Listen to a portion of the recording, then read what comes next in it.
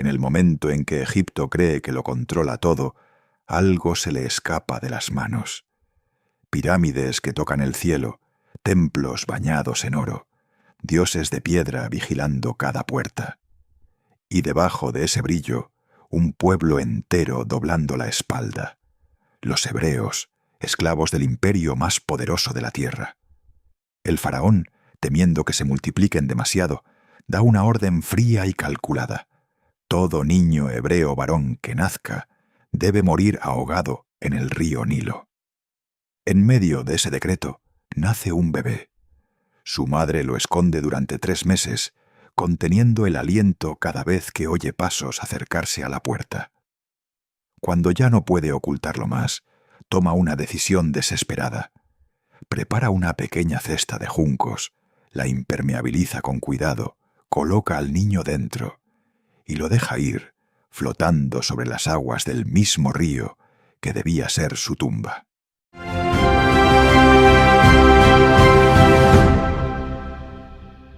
La corriente lleva la cesta hasta el lugar donde la hija del faraón ha bajado a bañarse. Entre los juncos, el llanto del bebé rompe el silencio. La princesa abre la tapa, ve al niño y entiende al instante que es hebreo. Podría mirar hacia otro lado, pero no lo hace. Siente compasión, desafía en silencio el decreto de su propio padre y lo adopta como hijo. El niño condenado a morir es criado como príncipe en el palacio que esclaviza a su pueblo. Moisés crece entre 2 mundos. Por fuera es egipcio, viste lino fino, aprende la sabiduría de Egipto, camina entre columnas de mármol y se mueve como miembro de la realeza. Por dentro lleva otra historia. Sabe que su sangre es hebrea y sus ojos no pueden ignorar a los esclavos que cargan piedras bajo el sol. La tensión entre lo que es y lo que ve crece en silencio dentro de él. Un día, ya adulto, Moisés ve a un capataz egipcio golpeando brutalmente a un hebreo. Mira a un lado, mira al otro, y cuando cree que nadie le ve, actúa. Se lanza sobre el egipcio y lo mata. Luego, esconde el cuerpo en la arena, convencido de que ha hecho justicia y de que el secreto quedará enterrado. Pero al día siguiente, cuando intenta separar a 2 hebreos que discuten, uno le lanza a la cara la verdad. ¿Vas a matarme como mataste al egipcio? La noticia llega a oídos del faraón. El príncipe protegido ya no es intocable. Ahora es un criminal con precio sobre su cabeza. Moisés, el hombre que tenía todo el poder de Egipto a su alcance, se ve obligado a huir al desierto. Pasa de los salones del palacio a la soledad de la arena, de ser alguien a no ser nadie. En Madián, Moisés rehace su vida en pequeño.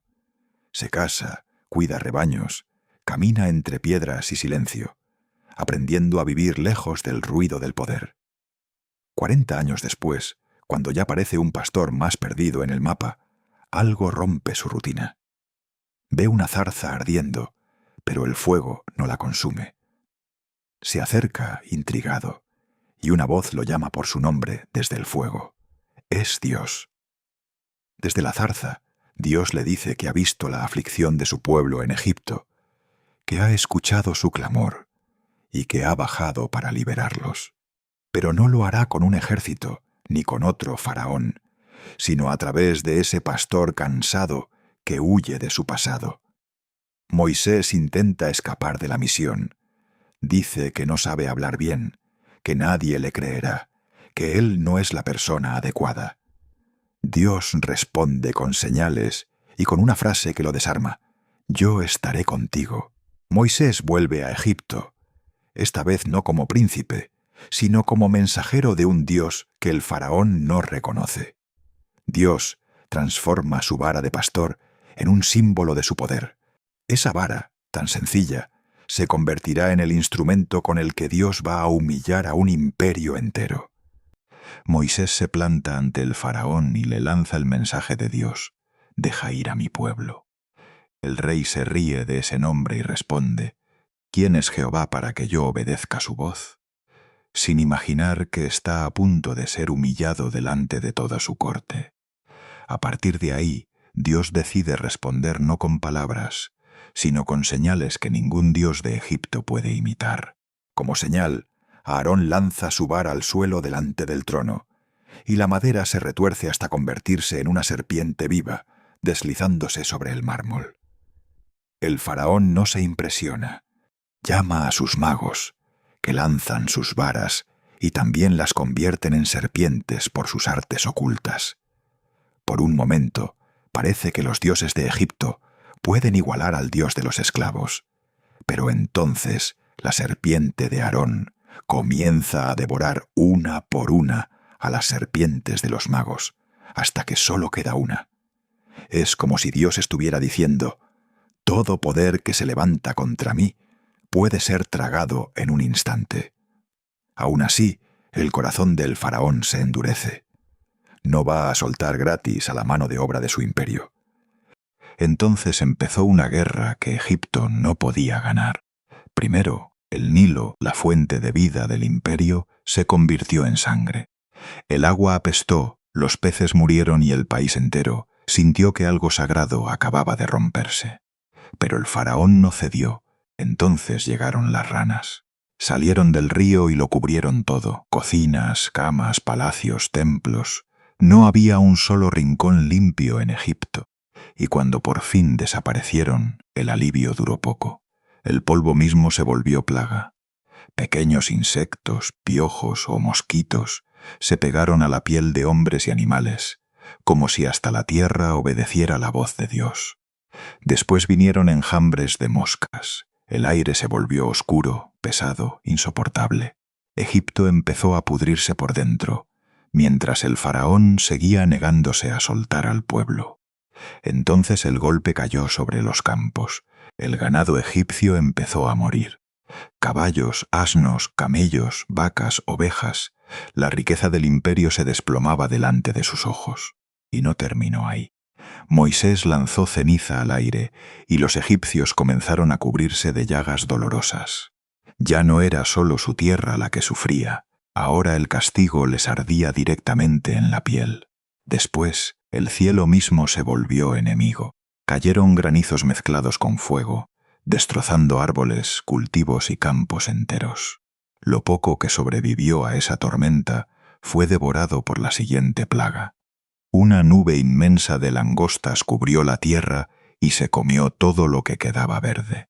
Ya no era solo una advertencia, era un desmantelamiento total del país. Y entonces llegó una de las plagas más inquietantes de todas: la oscuridad. Durante 3 días, Egipto quedó cubierto por una tiniebla espesa, asfixiante, una oscuridad que parecía tener peso. Nadie se movía, nadie sabía qué iba a venir después. Pero ni siquiera así el faraón se rindió de verdad. Y cuando ya lo había perdido todo, quedó la última plaga, la única capaz de romper por fin su orgullo. Y morirá el primogénito de cada casa que no tenga una señal especial. Dios manda a los hebreos sacrificar un cordero, pintar con su sangre los marcos de las puertas y cenar listos para salir, sandalias puestas, bastón en mano, sin perder tiempo. Esa noche, en las calles de Egipto, reina un silencio pesado. El ángel pasa, y donde ve sangre, salta; donde no la ve, entra. El grito de los padres al encontrar a sus hijos muertos rompe la madrugada. Hasta el hijo del faraón yace sin vida. Quebrado por dentro, el faraón ya no discute, solo quiere que se vayan. Le dice a Moisés que tome a su pueblo y salga, y que de paso los bendiga. Moisés guía a los hebreos fuera de Egipto. Los esclavos salen deprisa, dejando atrás siglos de cadenas. Pero la historia no termina en la puerta del imperio. Cuando el faraón se entera de que los hebreos no solo se han ido, sino que no piensan volver, se arrepiente. Ordena preparar los carros y el mejor ejército, y sale en persecución.